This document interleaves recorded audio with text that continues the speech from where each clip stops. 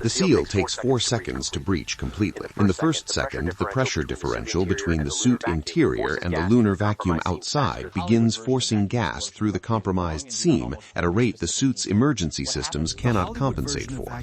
In the second second, the atmospheric pressure inside the suit drops below the Armstrong limit, the threshold at which the ambient pressure is so low that liquid water at human body temperature spontaneously transitions to vapor.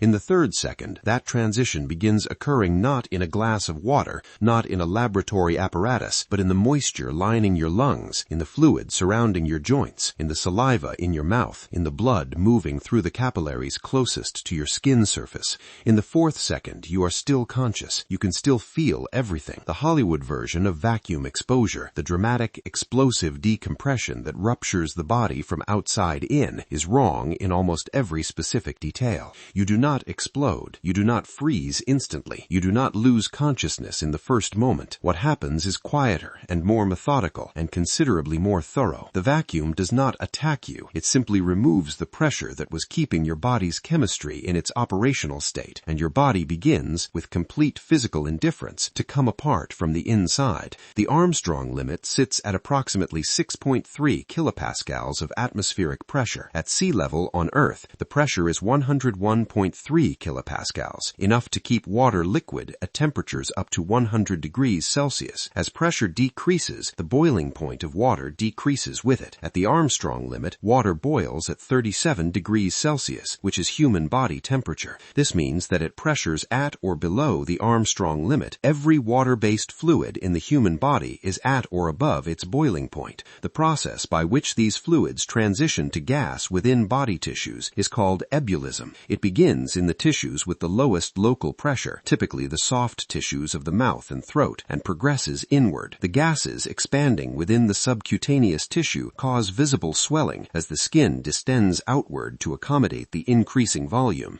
An unprotected human being exposed to lunar vacuum would swell to approximately twice their normal body volume within seconds, not because of external pressure acting on the body, but because of internal gas expansion acting from within. The skin does not rupture under this pressure in most cases. It stretches. The soft tissues beneath it expand into the spaces created by that stretching. The process is systemic, progressive, and in the absence of immediate repressurization, irreversible. The heart continues beating for a period after the onset of ebullism because cardiac muscle does not require the same conditions as the surrounding tissue to maintain its electrical activity. The circulatory system continues moving fluid, or what was fluid, through the vessels. The brain continues attempting to process sensory input and generate responses. Consciousness persists for approximately 15 seconds. The experience of those 15 seconds has never been fully documented. The closest analogy in the medical literature comes from altitude chamber accidents, in which test subjects were briefly exposed to near vacuum conditions before emergency repressurization. They reported afterward the sensation of moisture evaporating from the surface of their tongues, and then nothing until they woke up with repressurization underway. The moon's surface pressure is not near vacuum. It is as close to perfect vacuum as any natural environment accessible to human beings. There is no afterward without a functioning suit. The suit is everything on the moon, not a uniform, not a piece of equipment in the conventional sense, but the totality of the survivable environment for the human body inside it. The Artemis generation extravehicular mobility unit that NASA has developed for lunar surface operations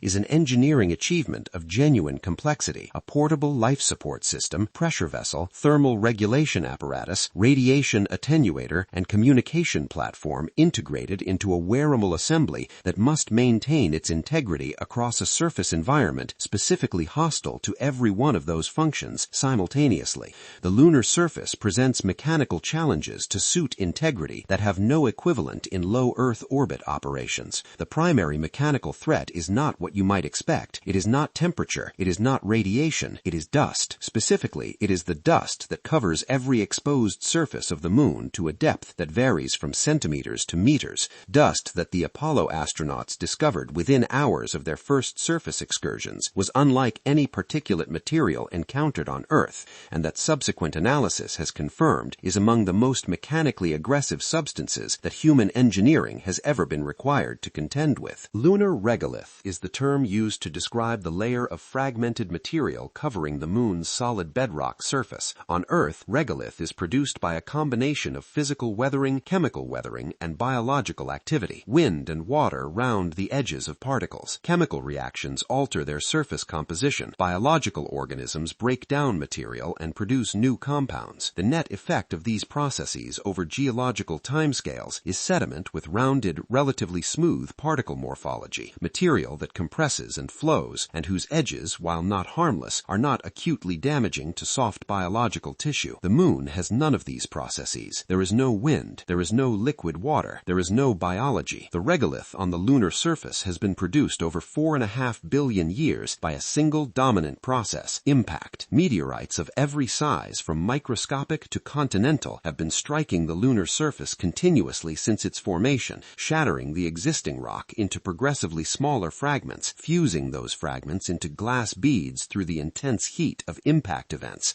and then shattering the glass beads into fragments again in subsequent impacts. The result is a particulate material whose individual grains range in size from submicron to millimeter scale, and whose morphology is the direct product of fracture mechanics, operating without any of the erosional rounding processes that terrestrial sediment experiences. Lunar dust particles are angular. They are jagged. They have sharp edges and concave surfaces and protrusions that interlock with other particles and with the surfaces they contact. Under an electron microscope, a single grain of lunar regolith looks like a fragment of broken glass whose edges were never ground down, because they were not, because nothing on the Moon grinds edges down. Every fragment is exactly as sharp as the fracture that produced it. When Apollo astronauts returned to the lunar module after surface excursions, they noticed something immediately and consistently across all 6 landing missions. The dust that had accumulated on their suits smelled not like rock, not like soil, not like anything terrestrial. They described it as gunpowder, a sharp, acrid, distinctive chemical smell that was immediately on entering the pressurized module, and that faded over the following hours as the reactive surface chemistry of the dust particles interacted with the cabin atmosphere and was neutralized. The smell was not a trivial observation. The reactive surface chemistry that produced it was the same chemistry that makes lunar dust biologically dangerous in ways that go beyond its mechanical sharpness. In the lunar environment, the absence of atmosphere means that the surface of every dust particle is continuously bombarded by solar wind ions and ultraviolet radiation, processes that create unsatisfied chemical bonds on the particle surfaces, dangling reactive sites that normally would be quickly saturated by interaction with atmospheric gases on Earth, but that persist on the Moon because there is no atmosphere to saturate them.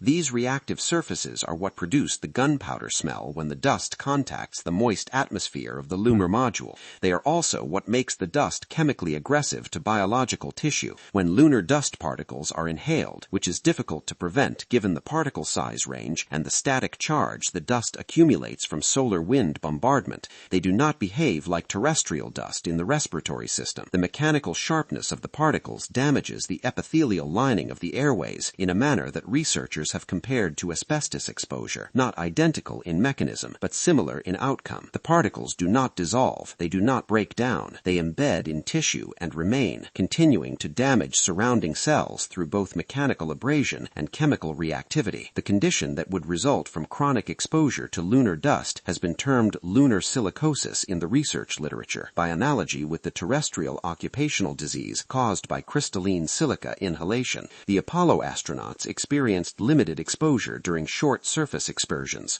The Artemis astronauts, whose mission architecture involves extended surface operations, base construction, and repeated ingress and exit cycles that each introduce fresh dust into the habitat environment, will face a dust management challenge that the mission planning documentation acknowledges as one of the most significant unresolved engineering problems of the entire program. The dust that covers the Moon is not sand. It is a biological weapon produced by 4.5 billion years of unmitigated violence. The Moon has no global magnetic field. This single fact, which receives considerably less attention in public discussions of lunar exploration than it deserves, is the root cause of the radiation environment that represents the most insidious and least immediately visible threat to human health on the lunar surface. On Earth, the magnetosphere deflects the majority of the charged particle radiation produced by the Sun and the galactic cosmic ray flux that permeates Here is the sound, a human heartbeat, 72 beats per minute. The sound of a body at rest, a body in a controlled environment, a body surrounded by everything it needs to continue functioning. Oxygen at the right concentration,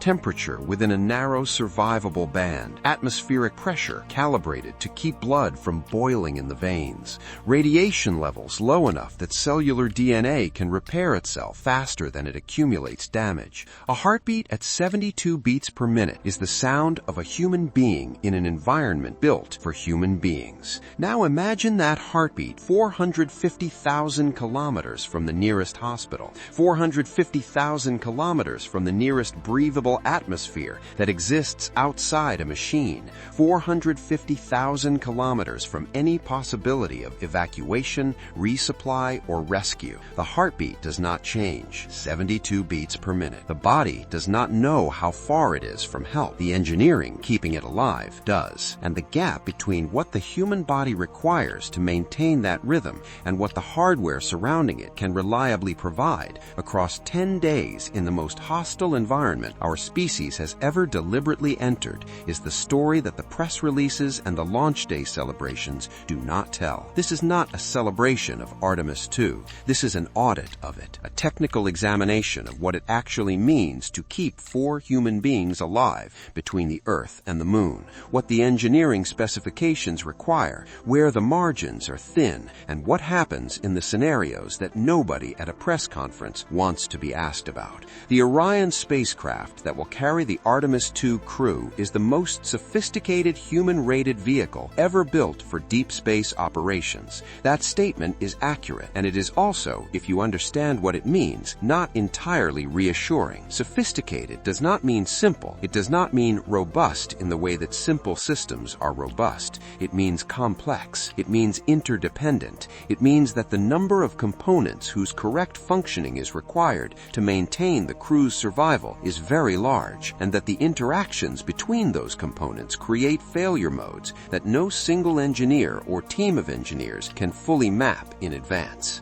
The Environmental Control and Life Support System, known in NASA's technical documentation as ECLSS, is the subsystem responsible for the most fundamental requirements of crew survival: oxygen generation and supply, carbon dioxide removal, atmospheric pressure regulation, temperature and humidity control, water recovery and management. These are not optional systems with acceptable degraded modes. They are binary in the most literal sense. They work or the crew dies. Not eventually, not after a period of discomfort, within hours in the case of atmospheric management failures, within minutes in the worst-case scenarios involving rapid depressurization. The ECLSS on Orion has been designed with redundancy at every critical junction, backup systems for the backup systems, sensors monitoring sensors, automated fault detection triggering automated responses before any human crew member has time to register that something has gone wrong. The redundancy architecture is genuine, and it is impressive, and it reflects decades of hard lessons learned from every crewed spaceflight program in history.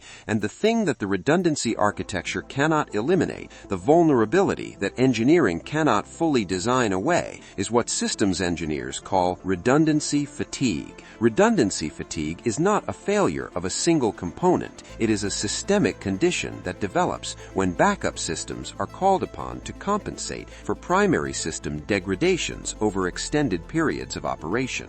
In a 10-day mission profile, the ECLSS and its associated subsystems will cycle through their operational parameters thousands of times. Each cycle introduces the possibility of incremental wear. Each incremental wear event is individually negligible and collectively significant. The primary carbon dioxide removal system, which scrubs CO2 from the cabin atmosphere before it accumulates to toxic concentrations, operates on a molecular sieve bed that has a finite adsorption capacity before it requires regeneration. The regeneration cycle works in nominal conditions, but molecular sieve performance is sensitive to humidity levels, and humidity levels in a sealed cabin occupied by 4 metabolically active human beings over 10 days drift in ways that are difficult to fully predict from ground testing. If the primary scrubber's efficiency degrades below its design threshold at day 7 of a 10-day mission, the backup backup system activates. The backup system was designed for this scenario. It was tested for this scenario, but the backup system was not designed to operate continuously for 3 days, while also compensating for any secondary anomalies that may have developed in adjacent subsystems during the same period that caused the primary to degrade.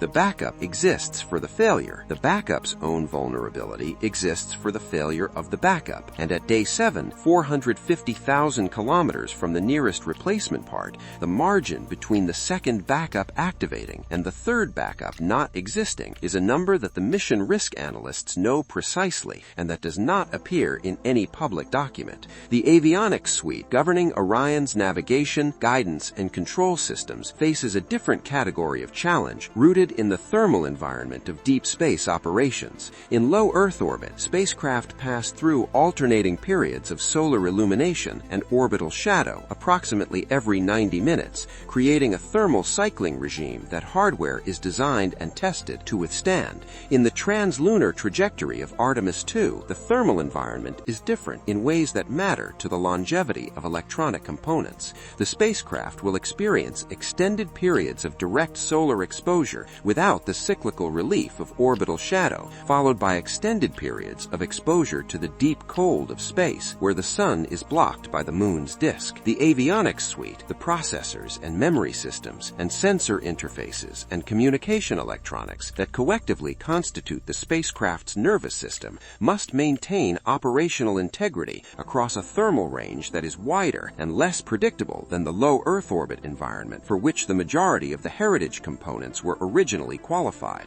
Thermal stress on electronic components does not produce sudden catastrophic failures. In most cases, it produces gradual parameter drift, resistance values shifting, capacitor characteristics changing, timing tolerances narrowing, until a component that is technically functional is no longer functional within the precision its role in the system requires. A navigation processor whose clock timing has drifted by a fraction outside its tolerance does not stop working. It starts producing answers that are almost correct, and in a guidance system calculating a translunar trajectory, almost correct is a category of failure that can be more dangerous than no answer at all. The radiation environment of the translunar trajectory represents the most significant and least controllable physical hazard the Artemis II crew will face. Within the Van Allen radiation belts that the spacecraft must traverse during its departure from Earth orbit, the crew will be exposed to trapped high-energy particles at intensities that exceed what is experienced on the International Space Station in low Earth orbit by significant factors.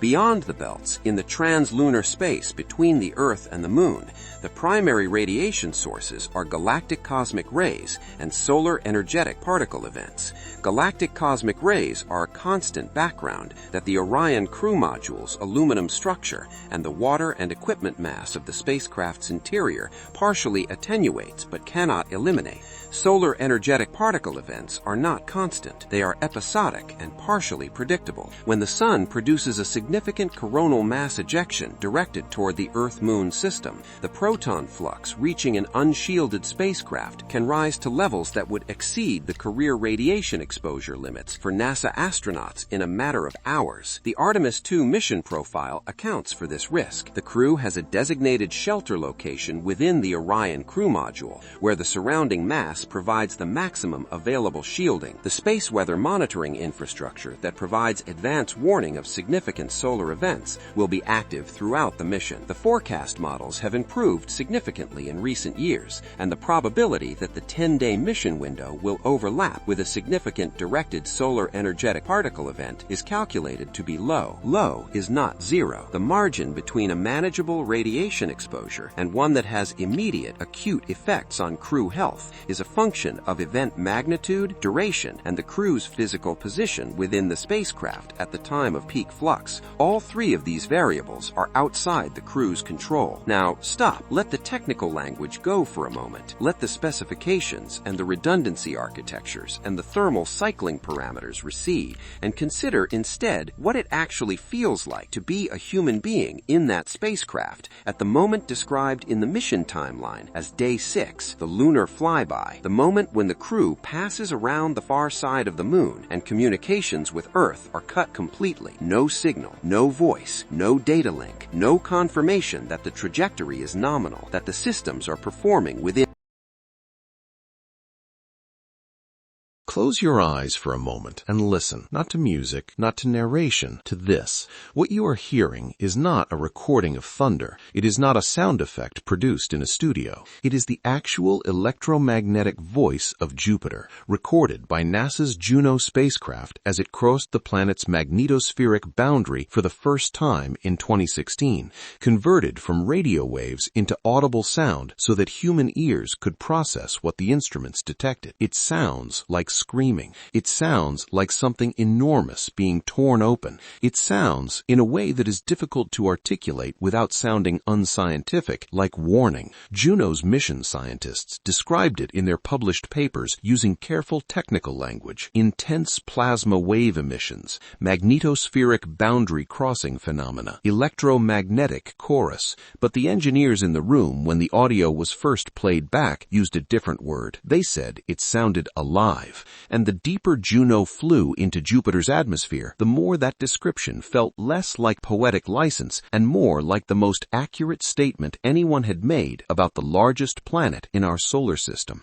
Jupiter is the reason you exist, not metaphorically, not in the soft inspirational sense that the universe conspired to produce you, in the hard mechanical sense that without Jupiter sitting in its current orbital position, the inner solar system where Earth formed would have been bombarded by asteroid and comet impacts so frequent and so catastrophic that the chemistry required to produce life would have been interrupted before it could accumulate enough complexity to matter. Jupiter's gravitational field is so powerful that it captures or deflects a significant fraction of the debris that would otherwise reach the inner planets. It acts as a shield, a gravitational sweeper positioned at the outer boundary of the rocky planet zone, consuming or redirecting the projectiles that the early solar system threw toward the sun in enormous quantities. Every astronomer who has modeled the evolution of our solar system arrives at the same conclusion. Without Jupiter in precisely the position it occupies, Earth is a very different place, possibly no place at all. The planet that gave us our existence did so not by providing anything directly, but by standing between us and everything that would have prevented life from taking hold. It protected us. For 4.5 billion years it has protected us, and the question that the Juno mission's deepest data has now forced into the scientific conversation, the question that nobody at a press conference has asked directly, but that a growing number of researchers are asking in private correspondence and in the careful language of peer-reviewed papers, is this: is Jupiter protecting us from what is outside the solar system, or is it keeping something inside from getting out? To understand why that question is no longer as absurd as it sounds, you need to understand what Jupiter actually is at the level of its deep structure, and more specifically, what it is not. The standard model of Jupiter describes it as a gas giant, a planet formed from the same solar nebula as Earth and the other planets, but in a region of the early solar system cold enough that volatile gases could condense and be captured by the growing planetary body's gravity. In this model, Jupiter is essentially a very large ball of hydrogen and helium, with a rocky or icy core at its center, its interior organized into layers of gas that become progressively denser and hotter with depth, until near the center the pressure is high enough to force hydrogen into a state called metallic hydrogen, a bizarre form of matter in which the electrons are stripped from their atomic nuclei and flow freely through the bulk of the material, like electrons flow through a conductor, giving the interior of Jupiter the electromagnetic properties of a metal, despite being composed entirely of the simplest element in the periodic table. This is the standard model. It is well supported by decades of remote observation, and the Juno mission was designed in significant part to confirm and refine it by measuring Jupiter's gravitational field with extraordinary precision as the spacecraft made its repeated low-altitude passes over the planet. What Juno's gravitational harmonics measurements revealed when they were first analyzed was not the confirmation the models predicted. The gravitational field of a planet encodes information about how its mass is distributed internally.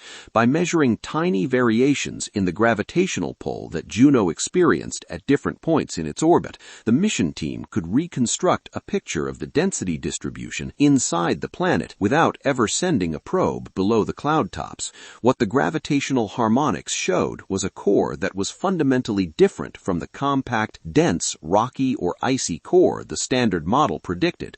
Instead of a well-defined, concentrated mass at the center, the data showed what the researchers described in their published analysis as a diffuse, dilute core, a central region where the density distribution was not what you would expect from a solid or semi-solid planetary core, but from something far less concentrated, spread across a volume much larger than any standard formation model accounted for, with properties that suggested the core material had been mixed or dispersed into the surrounding metallic hydrogen layer in a way that could not have happened during normal planetary formation. The core was not a rock, it was not a solid, it was a void dressed in the mathematics of mass distribution, a structured absence at the center of the largest planet in our solar system, occupying a space so vast that the entire Earth could fit inside it with room to spare, with a gravitational signature that said something was there without being able to say what. The Great Red Spot has been visible on Jupiter's surface for at least 350 years, possibly longer. It is the oldest continuously observed weather phenomenon in the solar system,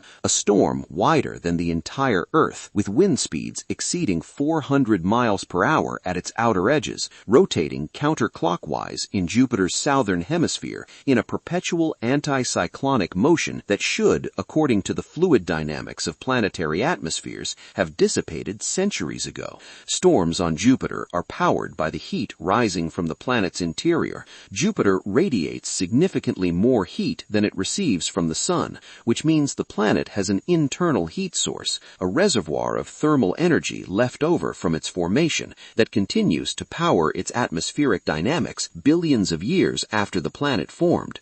By the standard model, this excess heat should be declining as the planet slowly cools over geological timescales, but it is not declining. Jupiter's heat output has remained essentially constant across all the decades of measurement. Something inside the planet is maintaining the thermal output. Something is keeping the heat flowing upward at the same rate it has always flowed, sustaining the atmospheric dynamics, including the Great Red Spot, against the dissipative forces that should have ended that storm long before any human eye observed it.